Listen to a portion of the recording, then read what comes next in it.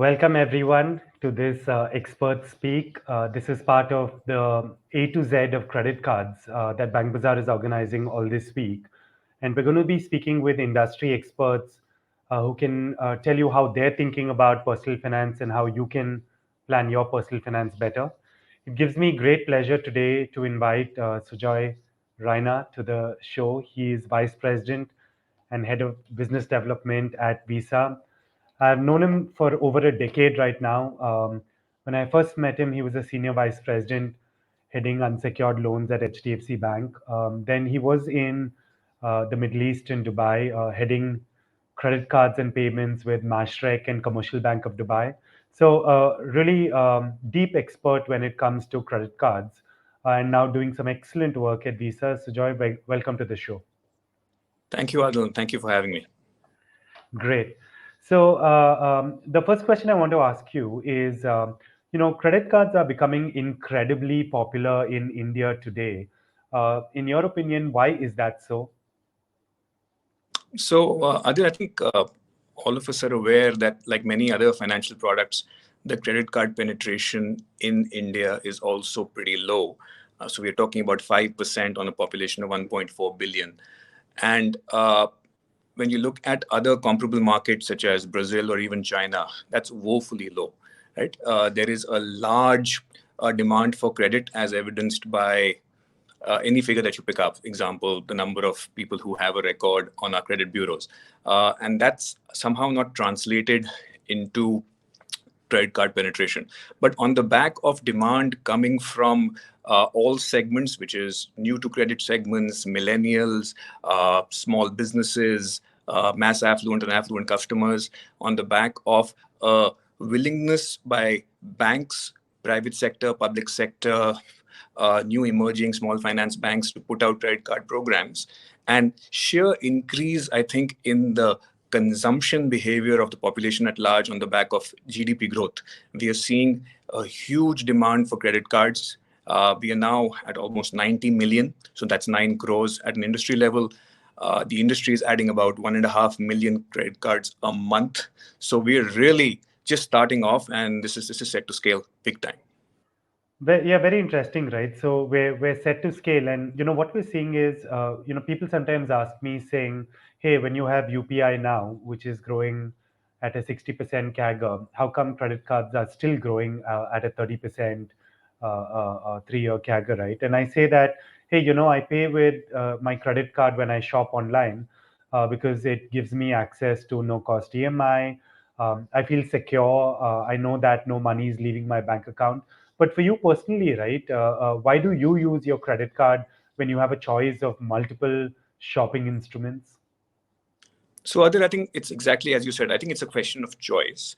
All of us have and use multiple modes of payment depending on what spend we are doing. So, when I'm spending face to face at a merchant, for discretionary spends, which could include, say, dining, which could, a purchase of apparel, electronics, high ticket purchases typically, I would fall back on my credit cards because I know that the payment is secure. I know that the payment will go through. I know that what I spend is likely to get me reward points. And to the extent that I'm trying to manage my cash flows, I also know that on the back of a credit card, I get access to an interest-free period. And I think that those are some of the main reasons why credit cards are scaling. And we are seeing that both in face-to-face scenarios when you're spending at a merchant or a shopkeeper in person, as well as when you spend online. Of course, the types of spend that you do are a bit different. So a lot of people are using their credit cards for utility bill payments, for rent payments, for government and education linked payments online. And in person, we see a lot of spend happening both on non-discretionary categories like fuel, like food, grocery, as well as discretionary categories, as I was saying earlier, travel, dining, hospitality, etc.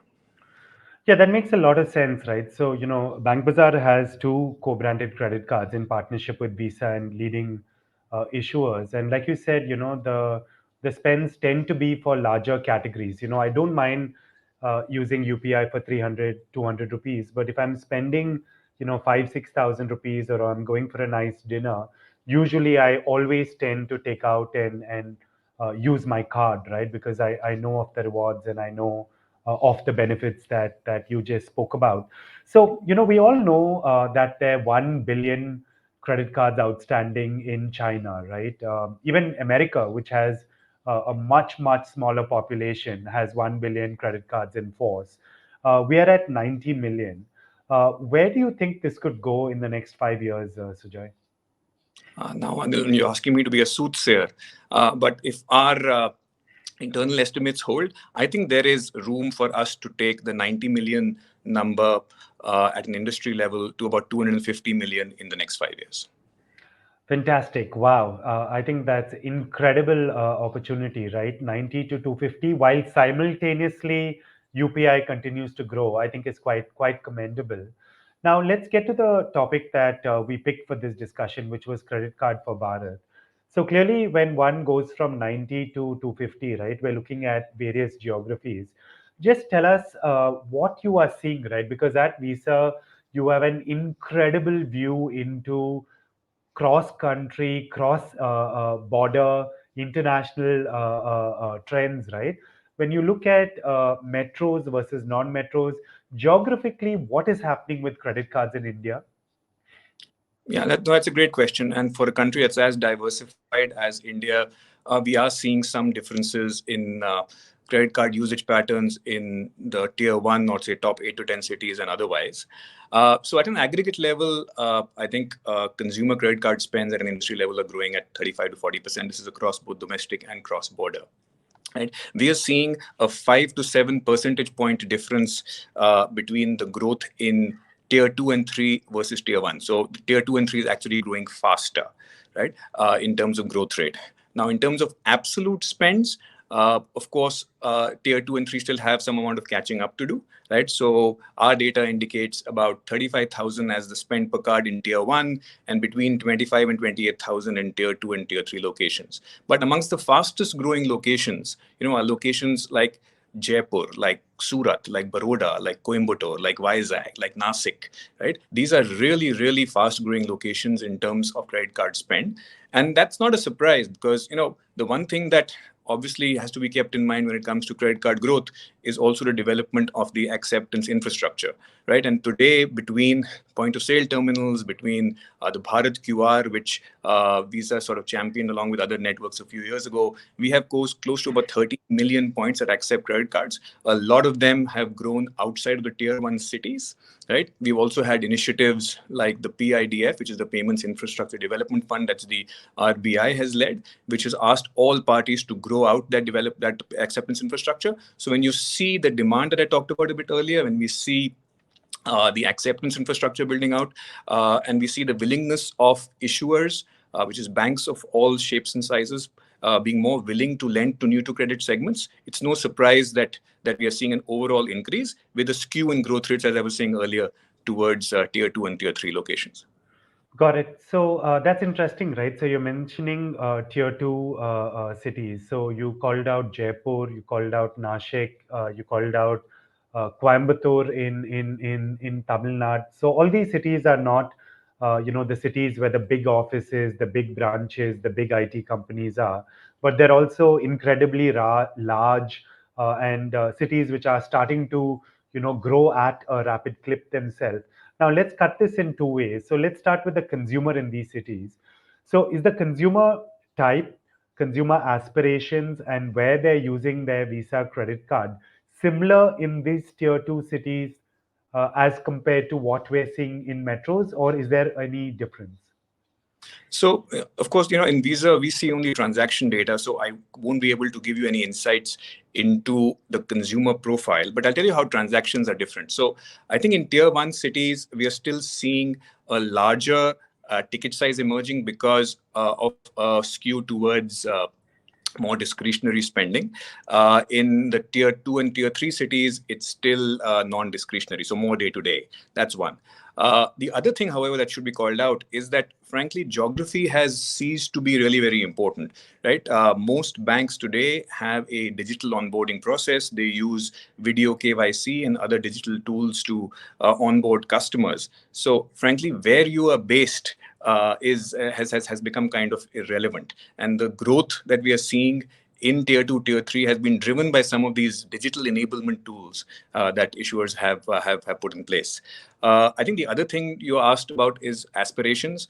My view is that in tier 2, tier 3 cities, the new age, the millennial customer is the same as one in tier 1. So all of them have similar wants in terms of where they want to spend, and mostly discretionary, online, gaming, etc., etc. So from an aspiration standpoint, the millennial customer is the same. Also, as you go deeper into the hinterland, I think the difference between salaried and self-employed tends to blur. So our research indicates that, as you rightly called out, while these relatively smaller cities may not be hotbeds of IT, but they are large cities in terms of population and eligible demographic. So whether it's small businessmen, whether it's people working for smaller mid-tier corporates, whether it is people working for government or quasi-government institutions, right? All of them have the same aspirations that their counterparts in tier 1 locations have, right? And to the extent that some of these segments might be a bit untested, for example, self-employed, we have many examples of issuers, right, using alternate underwriting techniques or using secured credit cards as the mode for bringing them into the credit card space in the first place. Got it. So, given that you brought out this interesting insight saying the aspirations are similar, and you called out the video KYC infrastructure, right? So, today, no issuer needs to set up physical infrastructure in all these 1,000 locations. I think the tech stack, and all credit to the Reserve Bank of India for introducing the video KYC stack and regulations during the pandemic.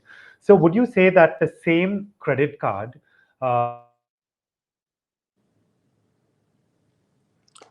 Sorry, Adil, I can't hear you. I'm sorry. I think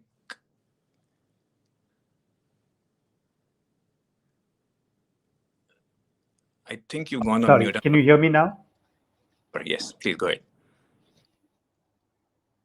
Great. If you can hear me, I'll go ahead, Sujai. I can hear you. So my question was: is the consumer in tier 2 and tier 3 cities asking for the same credit card benefits that a consumer in Mumbai is asking for?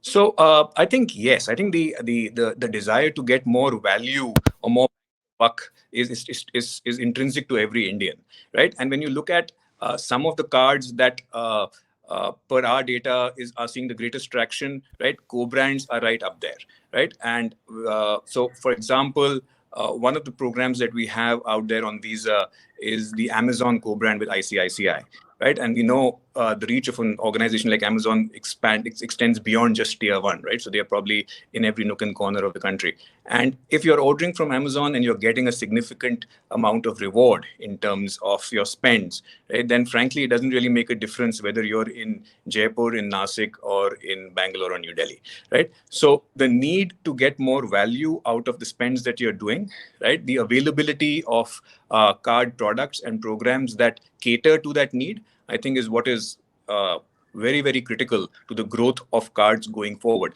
And we've seen between organic programs that issuers have put out catering to different segments, co-brands of the kind that I called out. So whether it is, let's say, Amazon in the e-commerce space, whether it's the co-brands that BankBazaar has put out with Yes Bank and RBL, right? Whether it is hospitality co-brands, airline co-brands, I think the crux is that you have to address a specific consumer need, and there could be more than one need that an individual has. And as long as the program does that, I think we're off to the races.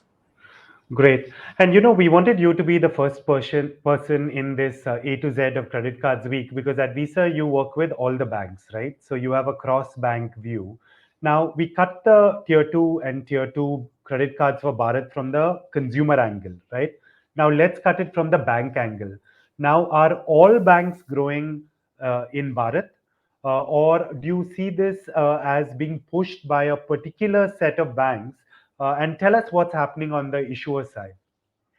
Yeah. So our experience with issuers is that all of them believe that the credit card business, right, is a business which can add significantly to their customer base in terms of acquiring new to bank customers, in terms of helping margins, and of course in terms of tapping into an untapped demand for credit.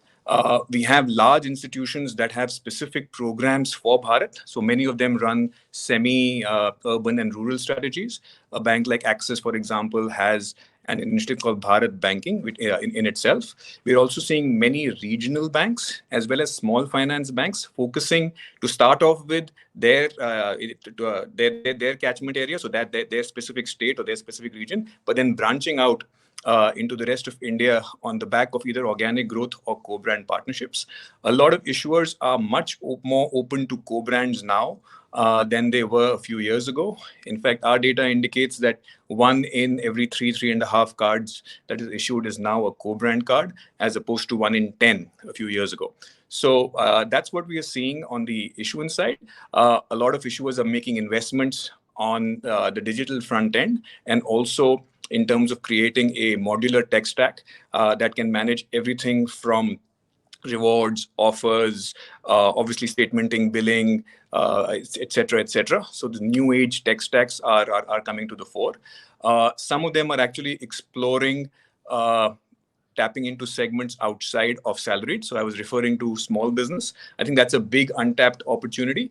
And the way to do that for most of our issuers is to first look at their current account base and look at the transactions and the balances that are being maintained in those current account bases, and see how they can cross-sell cards to small businesses within their base. And then, of course, looking at going beyond their own base for new to credit customers. So yes, I think issuers across the board have realized that it's a business that can add significantly to their margins and to their new customer base. And we are very gung-ho on it.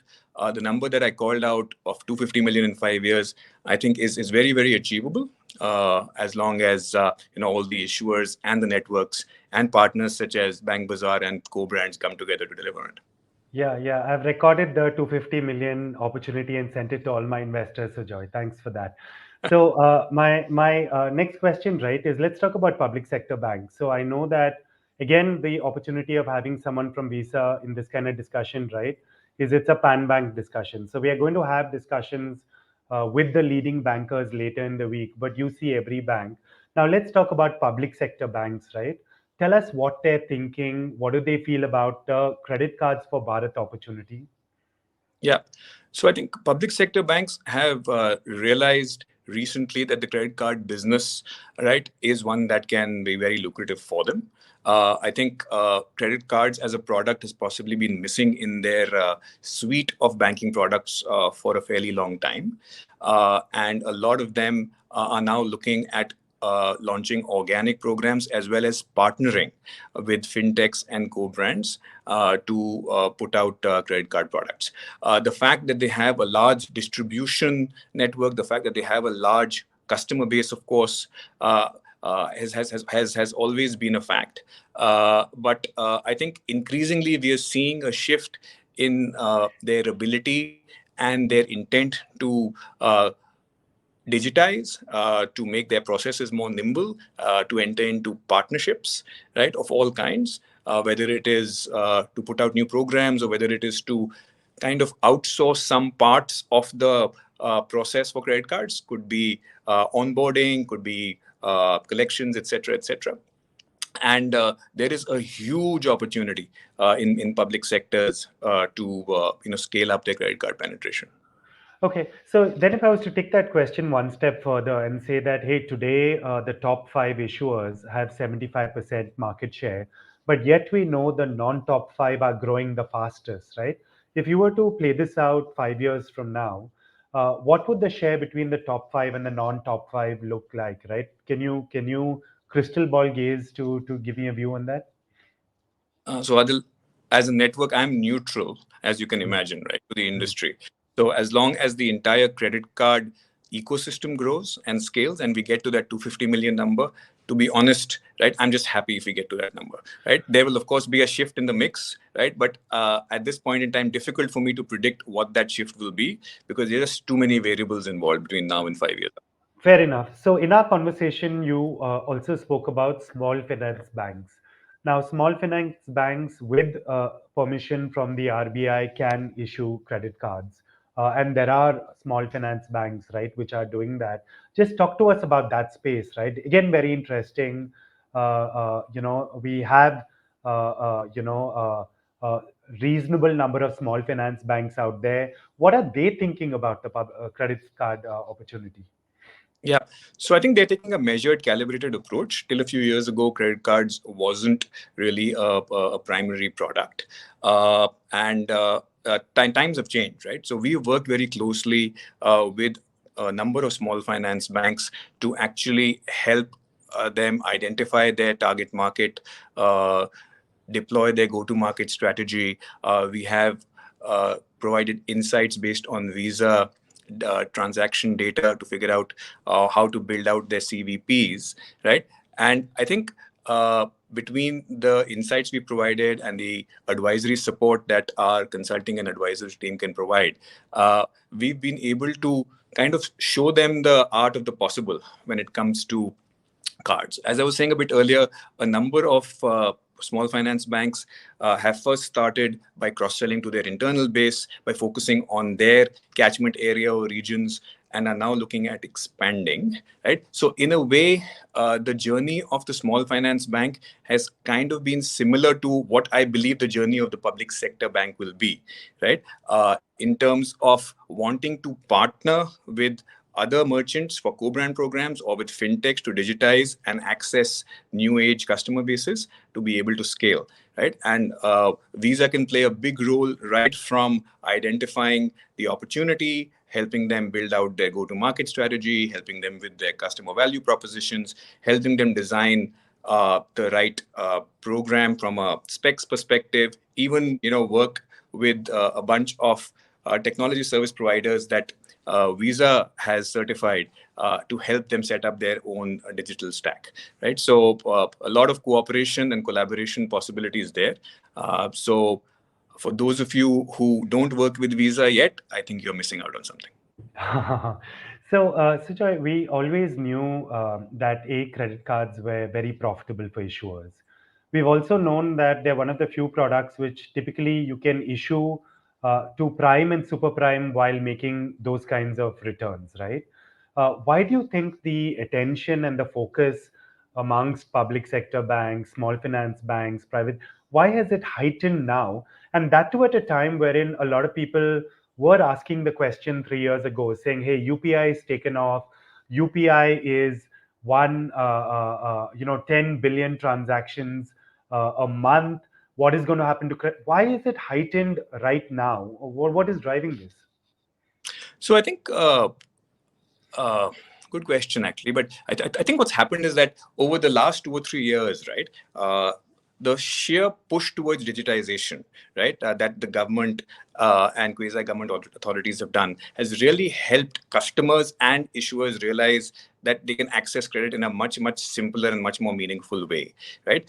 The folks who run small finance banks or public sector banks or other banks are all very intelligent people, right? They're all familiar with the returns they can make on a credit card business if it's properly run. It's always been the case of how do we identify the right target market, how do we build the right proposition, how do we manage costs, how do we manage risk, etc. And I think a lot of them having experienced risk management, having experienced digitization and the need to curate their propositions for a specific segment of customers coming out of the pandemic, etc., has given them the confidence that they can go down the path of cards, right? The availability of a fintech ecosystem that's chomping at the bit to support bank programs, the availability and supply of merchants that want to launch a credit card program to monetize their base further, it's all coming together very, very well, right? Also, from a risk perspective, we are in a sweet spot right now, right? Our data and our research indicates that when it comes to delinquencies,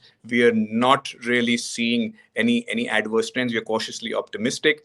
So between the overall growth that is projected in the economy over the next 5 to 7 years, right, the availability of a set of ecosystem participants, willing issuers, fintech partners, merchants on the back of a digitized ecosystem. I think we have a lot of these parts coming together at the right time.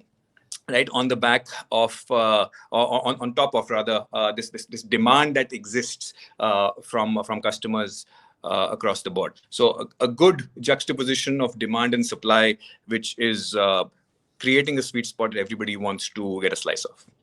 Right. And can UPI and credit cards both continue to grow and coexist? Oh, I think they can. I think, as I was saying earlier, it's a question of choice, right? So there will be customers that will use real-time payment networks for some of their needs. There'll be other needs that are catered to by a credit card. Typically, what we are seeing is that the larger, higher ticket size, more discretionary spends are continuing to happen on credit cards, and the smaller ticket payments perhaps on real-time networks.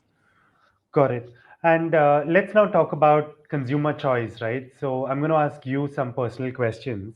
So, how many credit cards do you have? And talk me through some of the benefits you most like in your own credit cards.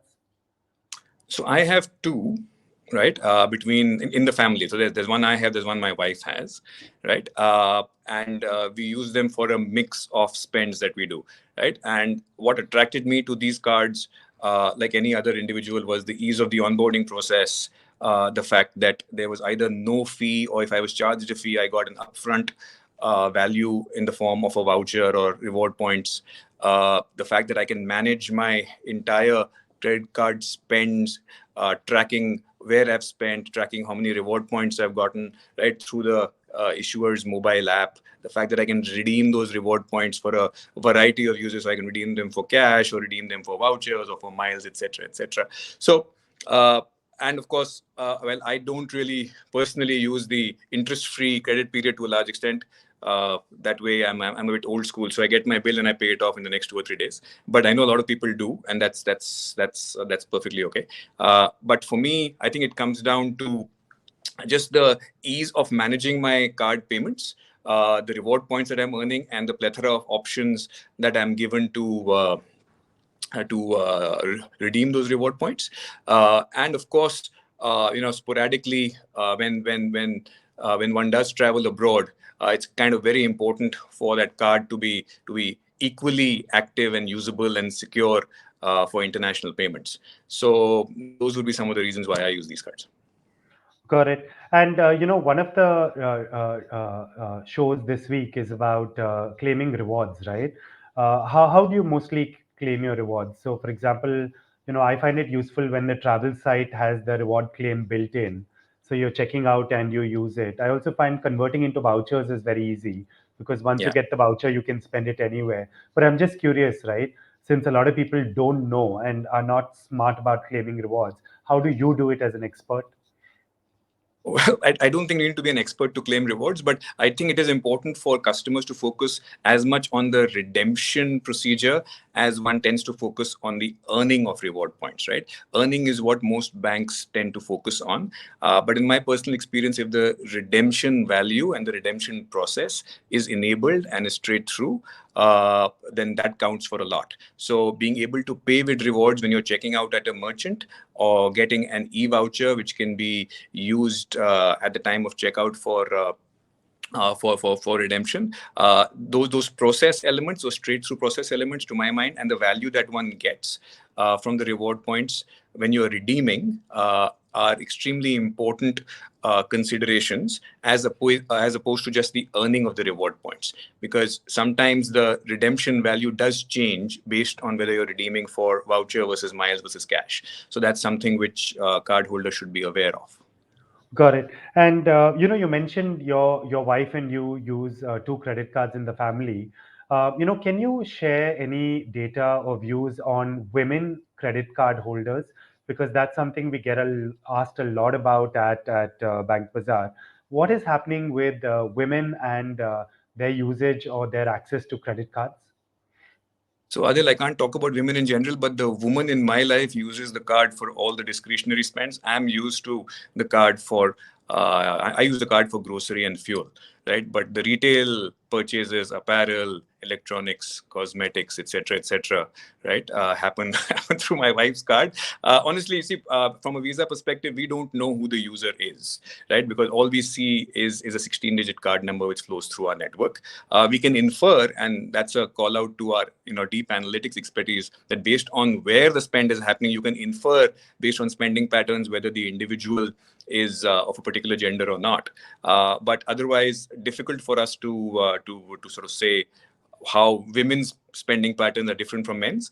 There are some intuitive, commonsensical, insights, but those I think are just that, commonsensical and intuitive. So not really backed by any data at my end, because we don't know the demographics of the individual. Understood, understood. So, we're out of time on this expert speak, but so Joy, I want to say that, you and the team at Visa are doing a incredible job for what the fintech industry in India, what the banks are looking for, and really appreciate, the kinds of things you are putting together, which are helping the entire ecosystem. So really happy to have you as the first guest. We've known each other for such a long time, and I hope the first example of a successful co-brand you take when we do this show next year is the BankBazaar co-brands that we do with Visa. Thank you so much, Sujay. No, thank you, Adil. Thank you so much for having me. And yes, hopefully that will come true. Thank you so much. Take care. Thank you. Bye. Bye.